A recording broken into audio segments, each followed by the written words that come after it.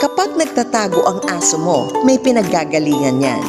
Hello, my name is Miss Suzanne. Hindi po ako vet, but I've been with animal welfare for almost 25 years.